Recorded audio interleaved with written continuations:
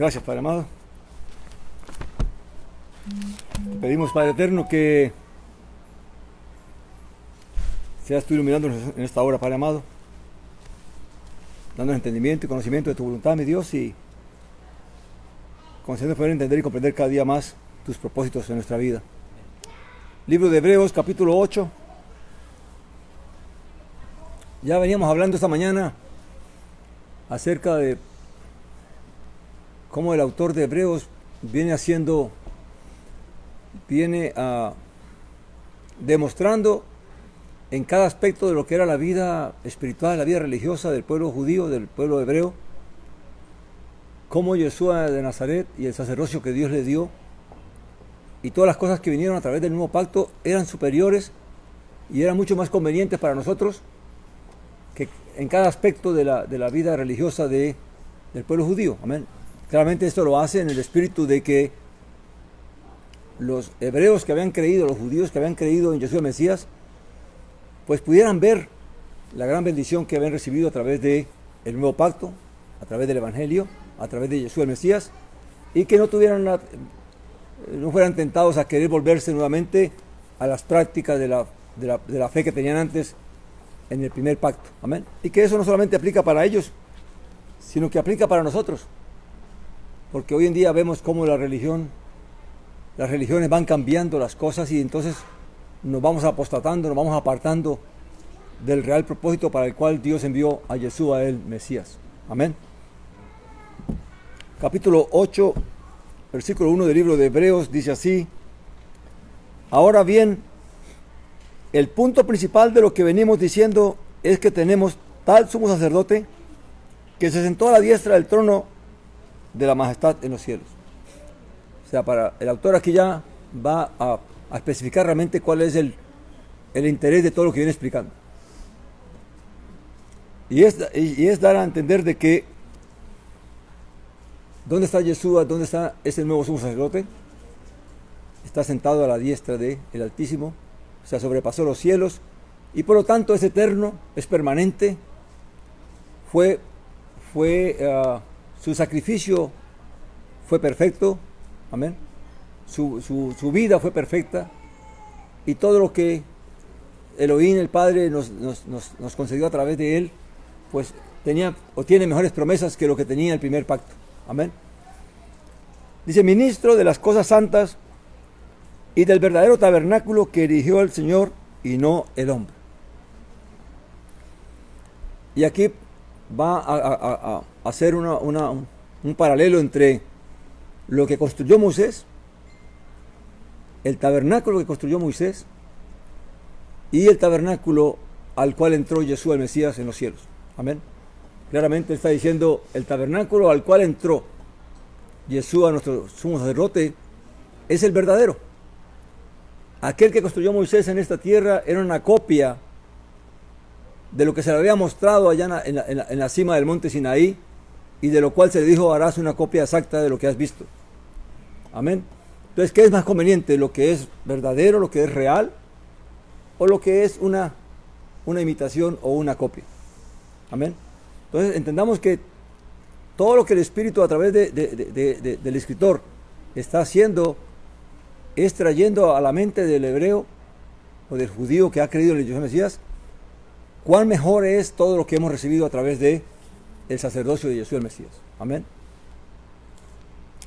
Dice: pero todo sumo sacerdote es constituido para presentar ofrendas y sacrificios, por lo cual es necesario que también éste haya tenido algo que ofrecer.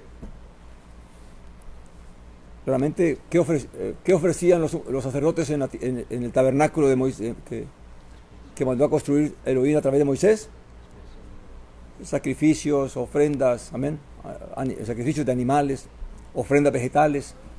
Y claramente Yeshua también tenía algo que ofrecer, pero ¿qué ofreció él? Él no ofreció un animal, no ofreció la vida de un animal, sino que ofreció su propia vida. Amén.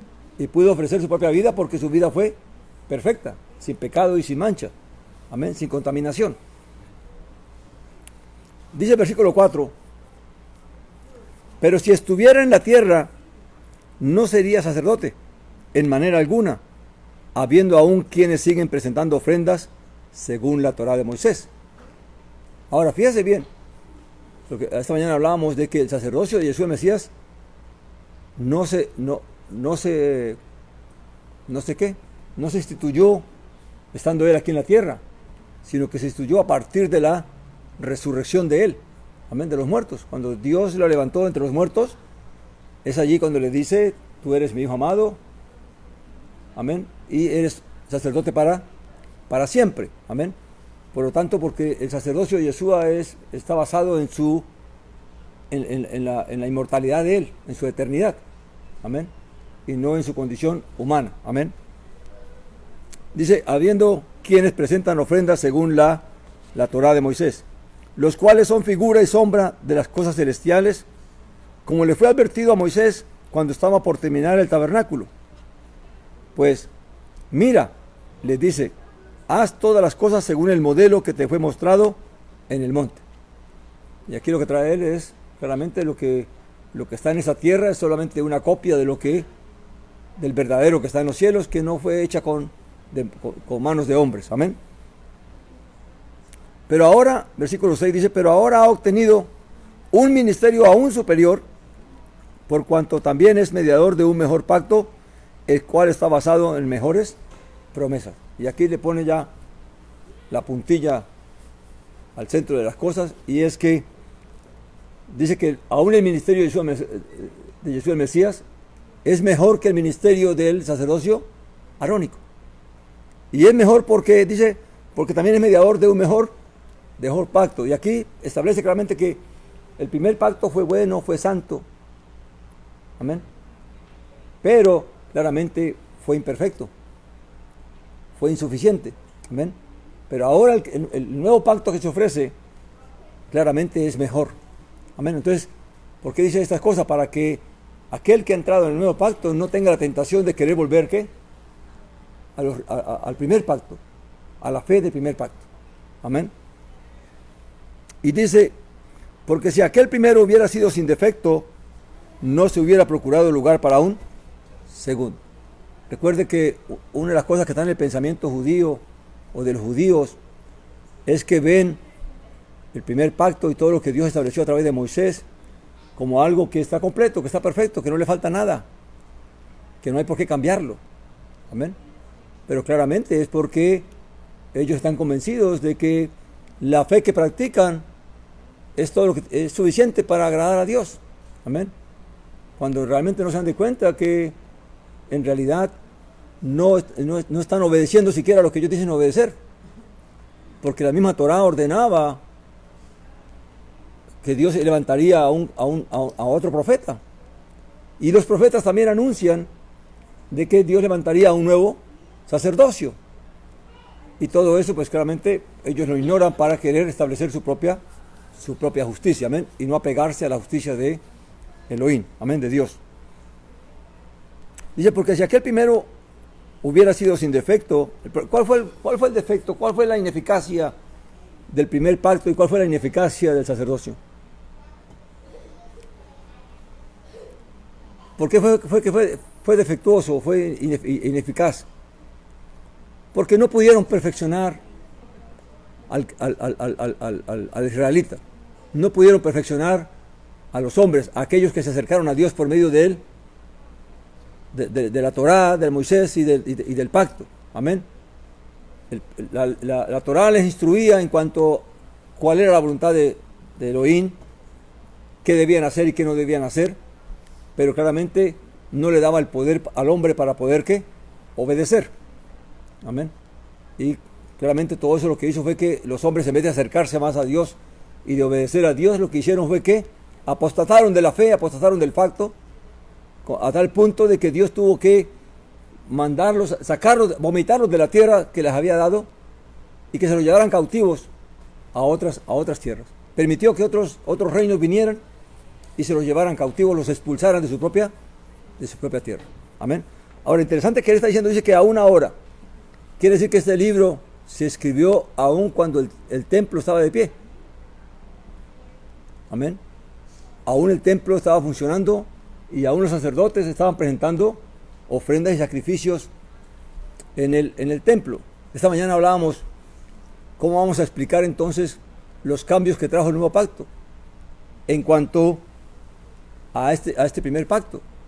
Porque hoy en día tenemos algunas objeciones de parte de aquellos que quieren practicar lo que se practicaba en el primer pacto y quieren establecerlo como parte de la fe.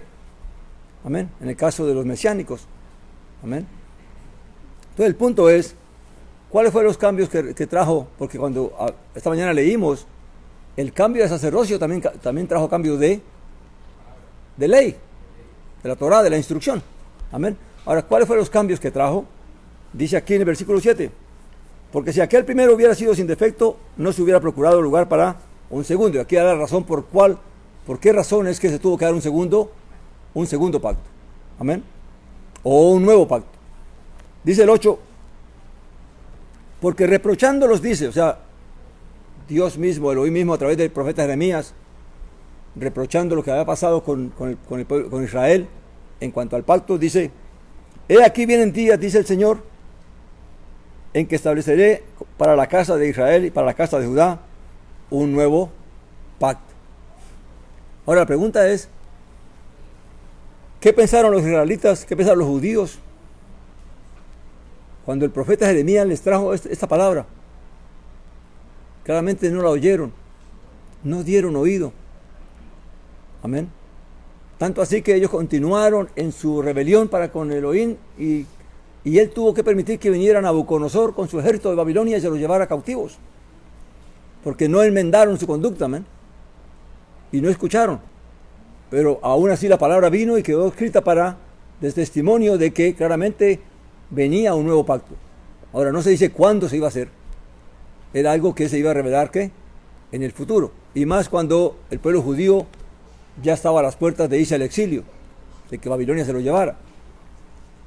Dice, y la razón que da, dice, no como el pacto que hice con sus antepasados, versículo 9, el día que los tomé de la mano para sacarlos de la tierra de Egipto, porque ellos no permanecieron fieles en mi pacto, y yo me desentendí de ellos, dice el Señor. O sea, ¿cuál fue la causa? La infidelidad del pueblo para con Dios en cuanto a la observancia del pacto. Amén. Y esto nos enseña que todo aquel que no es fiel al pacto, claramente Dios entonces lo tiene por infiel. Amén.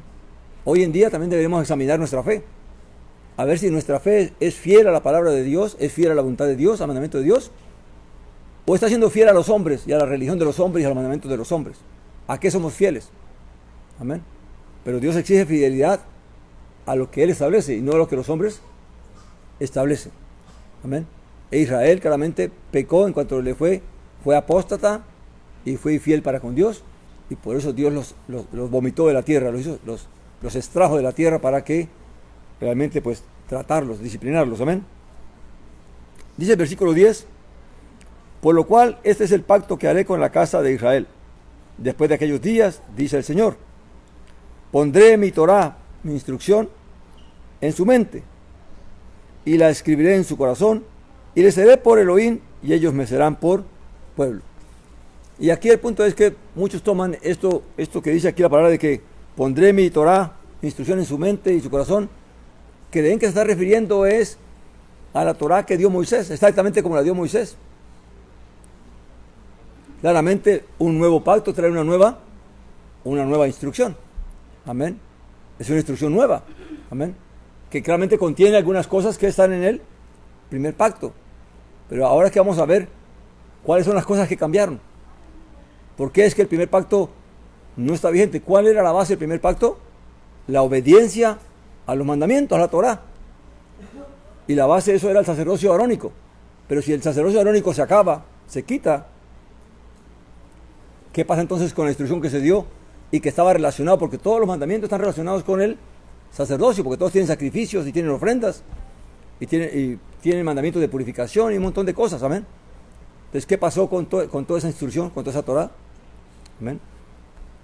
Hablando de que el autor dice aquí de que aún está presente. No sé si ustedes han podido percibir algo. ¿Cuántos años duró la generación que salió de Egipto, que desobedecieron y que no entraron a la tierra prometida? 40 años. Ahora, ¿será casualidad que 40 años después de la muerte y resurrección de Jesús el Mesías es destruido el templo? Porque ¿en qué año, según la historia, fue destruido el templo de Jerusalén? En el año 70, ¿verdad? Pero mirando la historia de la cronología, el que estableció la cronología de esta era a partir del año 1 se adelantó 4 años. Amén, y eso está demostrado ya.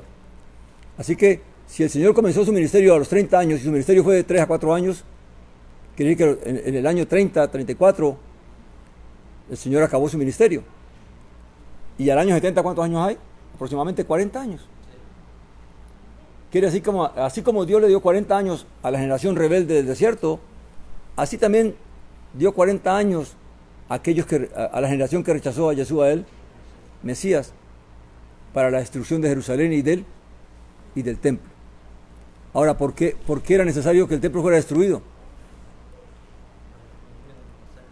Porque si ahora hay un sacerdocio nuevo, claramente aquel que fue ineficaz y aquel que fue imperfecto, claramente tiene que desaparecer. Amén. Por eso el conflicto ahora con el pueblo judío, que quiere levantar un nuevo templo y establecer nuevamente el sacerdocio arónico. Amén. Claramente es una completa rebelión en cuanto a lo que el Padre ha hecho a través de Yeshua, el Mesías. Amén. Dice, y ninguno enseñará, versículo 11, y ninguno enseñará a su ciudadano, o sea, a su vecino, a su prójimo, ni ninguno a su hermano diciendo, conoce al Señor, porque todos me conocerán, desde el menor hasta el mayor de ellos. Porque seré propicio a sus iniquidades y nunca jamás me acordaré de sus pecados. Esto no quiere decir que nosotros, los creyentes, no necesitamos instrucción y no necesitamos que nos invite a conocer al Padre. Está hablando de que cuando se manifestara el Mesías, cuando se manifestara el pacto que el Señor iba a hacer, nadie iba a tener necesidad de enseñarle a otro, porque Yeshua mismo estaba dando ¿qué? La instrucción, y todo el mundo lo iba a oír, y todo el mundo iba a conocer y iba a entender lo que él iba a enseñar e iba a decir. Por eso es que nadie podía enseñarle a nadie, porque él estaba ahí, él era el maestro. Amén. Claramente hoy en día Dios levanta a hombres para que su mensaje continúe, y hay que enseñarlo a los que se aproximan y a los que el Señor trae. Amén. Y dice el versículo 13, al decir nuevo, hablando del nuevo pacto, ha declarado anticuado el primero, y lo que es anticuado y va caducando está próximo a ¿qué? A desaparecer. Y aquí entendemos por qué entonces fue necesario que Dios permitiera que se destruyera no solamente el templo, sino que al destruir el templo también se acababa el sacerdocio arónico. Tanto así que para Dios ponerle fin a todo eso, tuvo que permitir que todo el pueblo judío que estaba allí en Jerusalén, cuando se destruyó Jerusalén y el templo, fueran sacados de Jerusalén, y se les prohibió por muchos años regresar. Amén. Y se acabó con el sacerdocio y el servicio sacerdotal de Aarón y de los levitas. Amén. ¿Por qué? Porque claramente ya el Señor, ya Dios, el Padre, había establecido un nuevo sacerdocio y un nuevo sumo sacerdote. Amén. Ahora, volviendo al tema de qué diferencia hay entre el nuevo pacto y el primer pacto. Algunos defienden que nada cambia, lo único que hay que ponerle es la fe en Yeshua el Mesías. Claramente que no es así. Hay cosas que cambian. Hay cosas que el nuevo pacto cambió.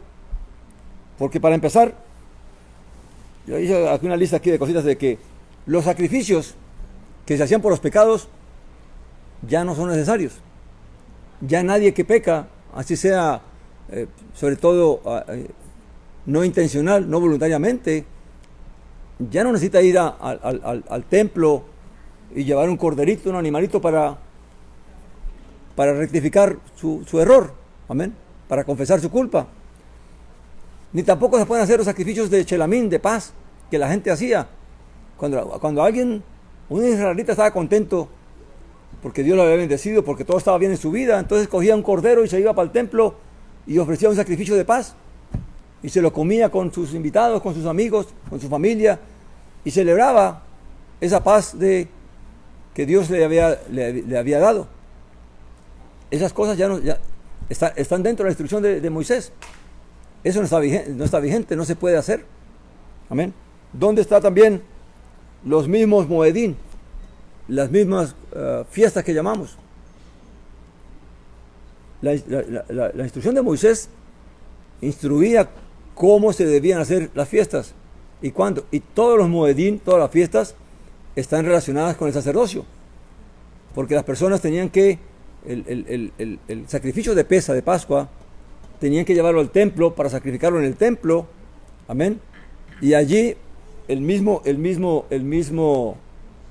misma tarde del día de Pascua se sacrificaba para cumplir la Torá.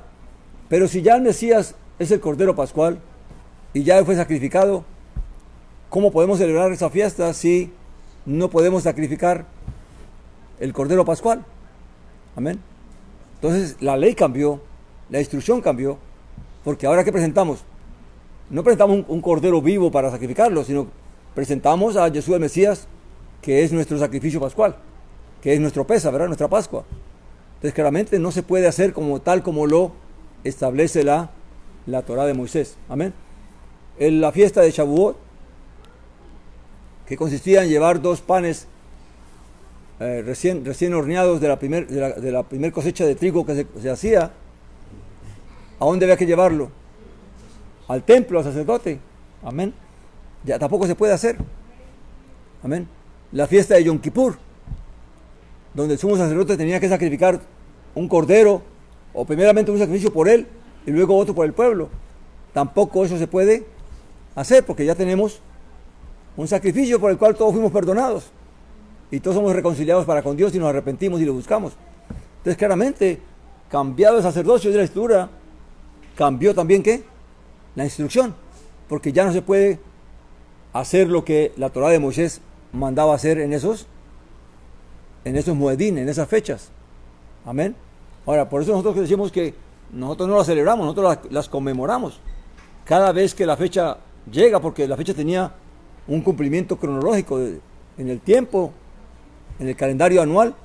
Claramente esa fecha se va llegando a la fecha y se recuerda lo que estaba escrito en la Torá y se conmemora, amén, pero teniendo ya no la sombra de lo que era, sino entendiendo la bendición, la realidad de lo que encerraba ese mandamiento.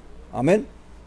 Entonces, que alguien piense hoy que ser un verdadero creyente es guardar la Torá, está equivocado, porque realmente nadie puede guardar la Torá. Amén. Porque la Torá también cambió. Cambiado el sacerdocio, cambió también la instrucción. Amén. ¿Dónde está también, así para hablar a grandes rasgos, todos los ritos de purificación? Cuando alguien tocaba muerto, tenía que ir a buscar al sacerdote para que rociara sobre él el agua con la ceniza de la vaca, la sana que había sido quemada, y así ser purificado. Cuando alguien era sanado de la lepra, tenía que ir al sacerdote para que lo declarara limpio y purificarse también. Cuando una mujer terminaba su parto y los tiempos de su parto, fuera hijo o fuera hija, tenía que ir al templo también ¿a qué? A purificarse. Entonces todas estas cosas de purificación tenían que ver ¿con qué? Con el sacerdocio. Si no hay sacerdocio físico ahora, si no hay templo, ¿dónde quedan todas esas leyes? Claramente no están vigentes. Amén. Otras leyes, la ley de los esclavos, la ley que instruía a los jueces para determinar cómo castigar a un culpable. Tampoco hoy en día ni siquiera el pueblo judío tiene Sanedrín, sino que se basan en las leyes del Estado de Israel. Amén. ¿Dónde están también los años sabáticos? Donde mandaba que cada 7 años el pueblo tenía que no cosechar. El año del jubileo, cada 50 años había que perdonar deudas Nadie cumple eso, nadie lo hace. Porque son cosas que realmente fueron cambiadas con el cambio de sacerdocio. Amén. Entonces, todo esto, ¿por qué lo decimos? Porque claramente no se puede cambiar lo que Dios estableció, ni tampoco se puede volver a lo que ya caducó. El primer pacto ya caducó, ya no está vigente. Amén. Ahora, claramente, nosotros como creyentes sí consideramos que todas las cosas que están en la Escritura son para reflexionar, para meditar. Aún las fiestas que ya no son, aún las fiestas o los mandamientos que ya no están vigentes, lo que nos llevan es a mirar cómo cada día cumplir la voluntad de Dios, que es nuestra perfección, cómo nos perfeccionamos, cómo nos purificamos cada día más del pecado y de la maldad y de la contaminación que hemos recibido del mundo.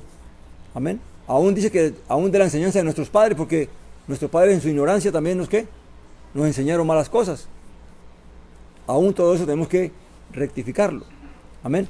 Entonces, todo lo que el Espíritu está revelando a través de este libro a los hebreos es que realmente el sacerdocio de Jesús Amaret, el nuevo pacto que Dios había traído a través de él, era mucho mejor que el primer pacto. Amén.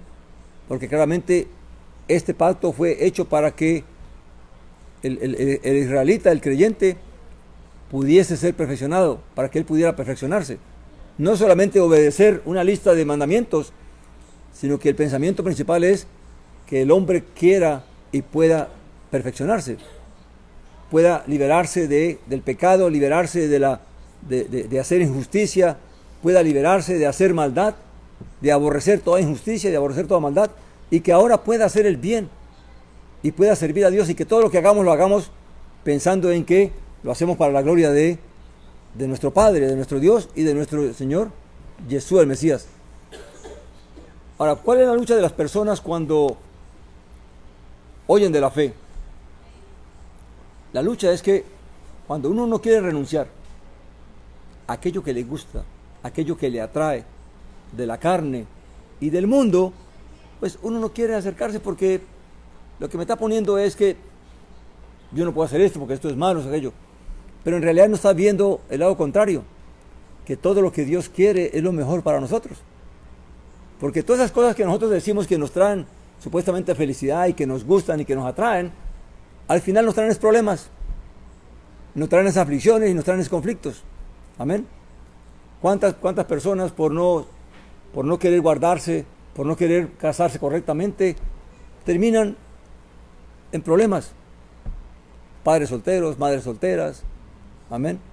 ¿Cuánta gente termina teniendo embarazos que no quisieron? Y un montón de cosas que lo que hace, en vez de traernos felicidad, al final lo que nos trae es ¿qué? Es desdicha y nos trae problemas, nos trae aflicciones. Amén. Cuando Dios quiere que nosotros nos guardemos de toda contaminación, claramente vemos que el entregarse al licor trae problemas. El entregarse a jugar a las apuestas trae desdicha a la gente. Un momentito de placer, sí, pero después viene ¿qué? Vienen días de sufrimiento y de aflicción. Amén. El que se entrega a las drogas es lo mismo.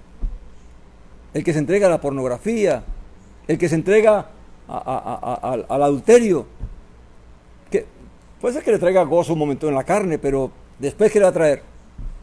Un montón de complicaciones y de aflicciones en la vida. Amén. Pero entonces la gente no entiende.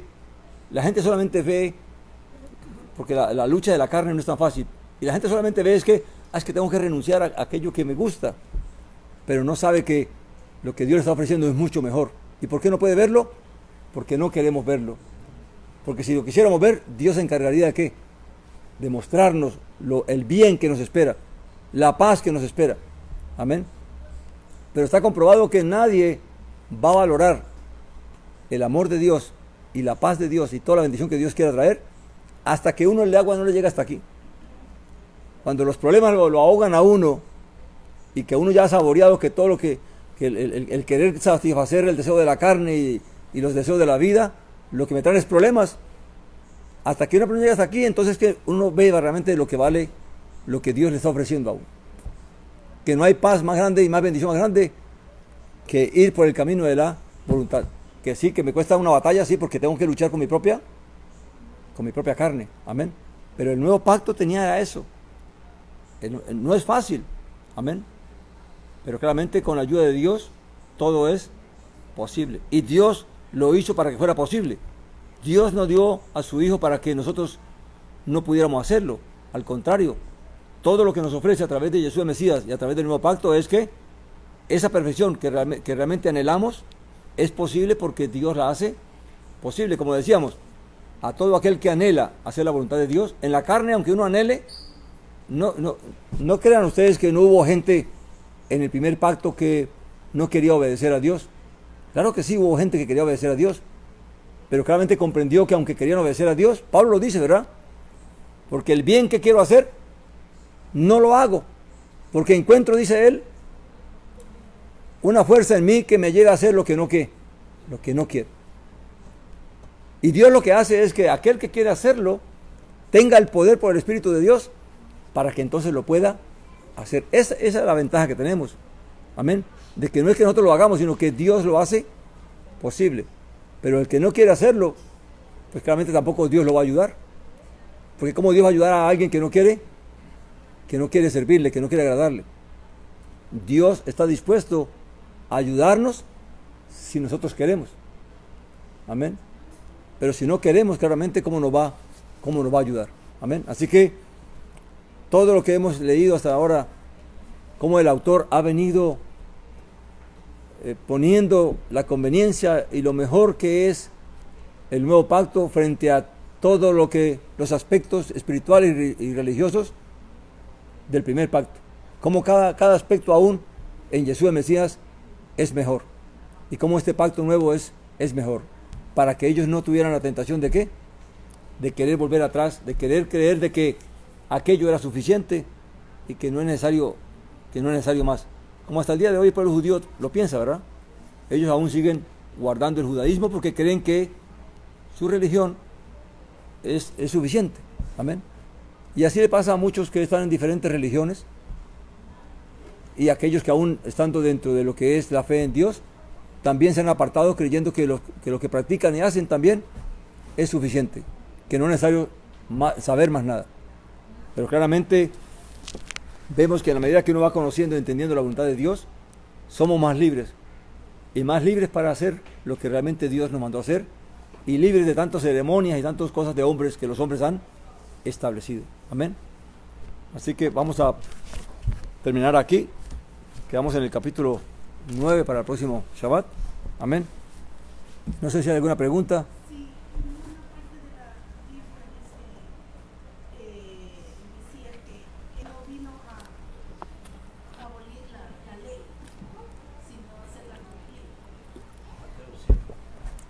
Amén.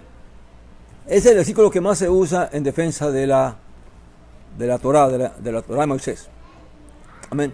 Pero hay que entender las palabras que el Señor dijo y por qué lo dijo.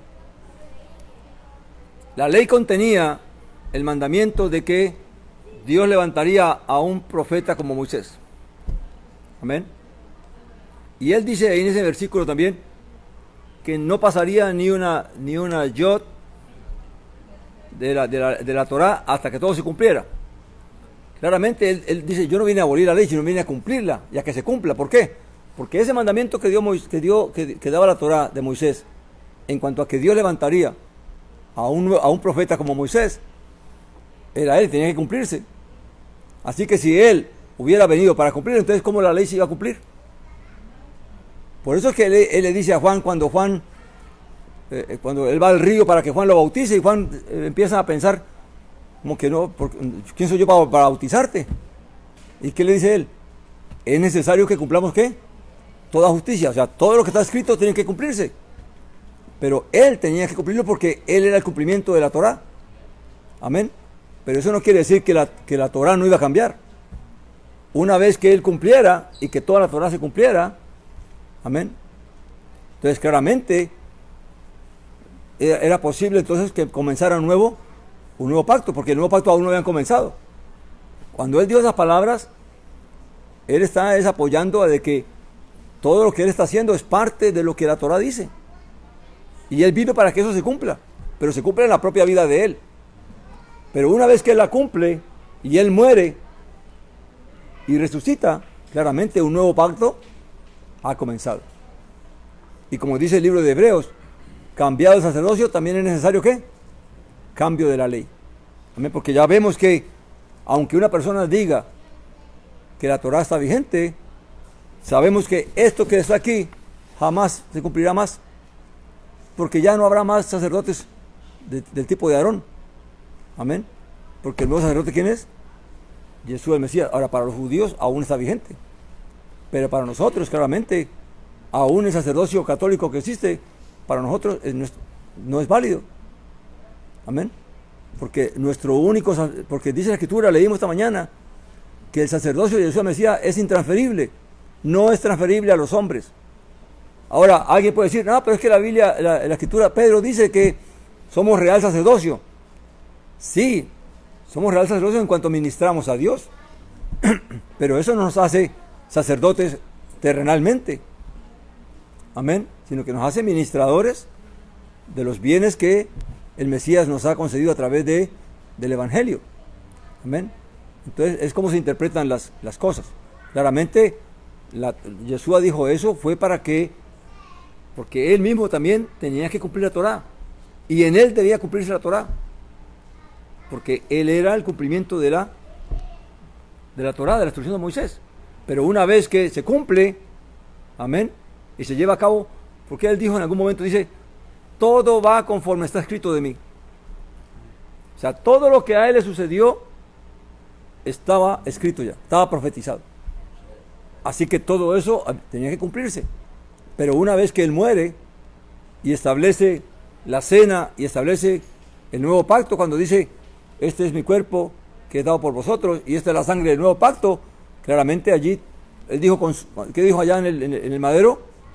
Consumado es. Todo lo que había de cumplirse, se cumplió. Ahora claramente comenzaba un nuevo pacto y la instrucción también había cambiado. Amén. Claramente la instrucción moral de la Torah no cambia. El no matarás, el no robarás, el no harás mal al prójimo, eso no cambia. Pero la parte ritual, la parte que tenía que ver con el sacerdocio levítico, claramente eso cambió. Amén. Y aún los moedín estaban relacionados con el sacerdocio levítico. Porque ¿quién era el que quemaba los bikurín, las primicias, en la fiesta de Pascua? En el primer día que cayera en esa semana de Pascua. El sacerdote iba y cortaba un manojo de cebada y lo quemaba en el altar. Ya eso no se puede hacer. Claro, eso era sombra de la resurrección de Jesús el Mesías, el primer día de la semana, de aquella semana de Pascua donde él murió. Amén. Entonces, una cosa es que la Torah tenía la sombra de las cosas, otra cosa es que el nuevo pacto viene a ser que la realidad de las cosas. Amén. Bueno,